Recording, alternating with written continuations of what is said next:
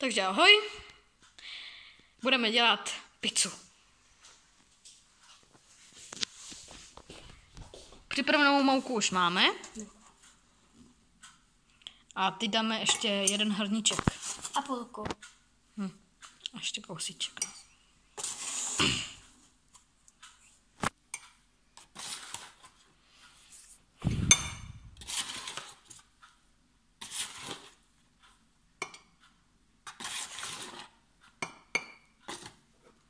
Tak.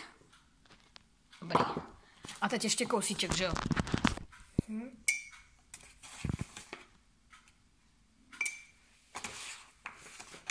Bude to určitě výborný. Ano.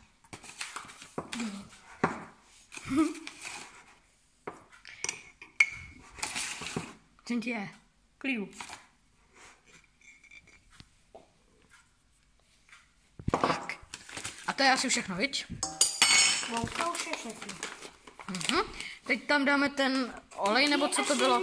Lžičku soli. A jo, sůl. Lžičky soli. A pak je kypřičí prášek, pak je olivový olej a pak je voda a cukr. Takže to je sůl. Lžičky soli. Takhle.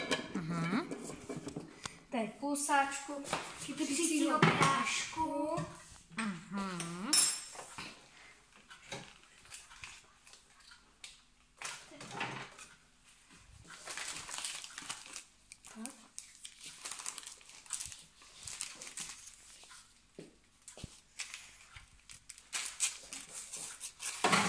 Půlku.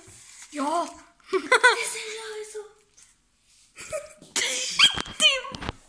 No, kypřící prášek, která tam máme. Tam dáme 2 lžíce olivového oleje. Jedna. A 2. Dobrý. Teď tam dáme 250 ml vody.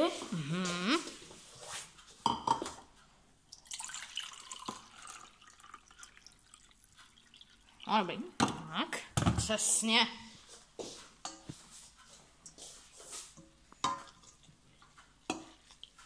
Dobrý. A lžičku cukru. Lžičku cukru.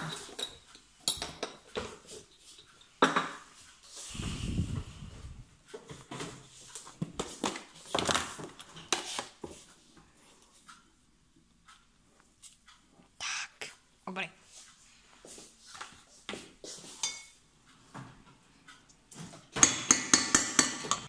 A tady těstíčko, který jsme už udělali, budeme míchat v tomhle robotu.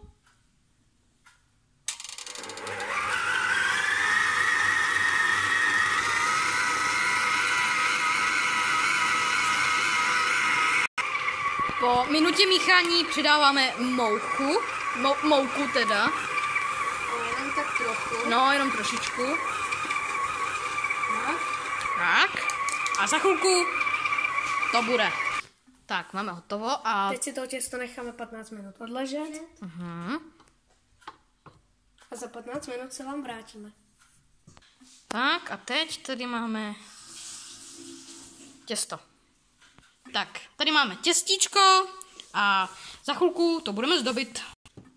Kečup máme. No, sýr tam teda máme a šunku.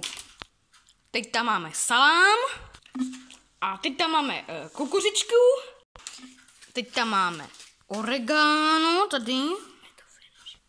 A je to finished, takže hotovo.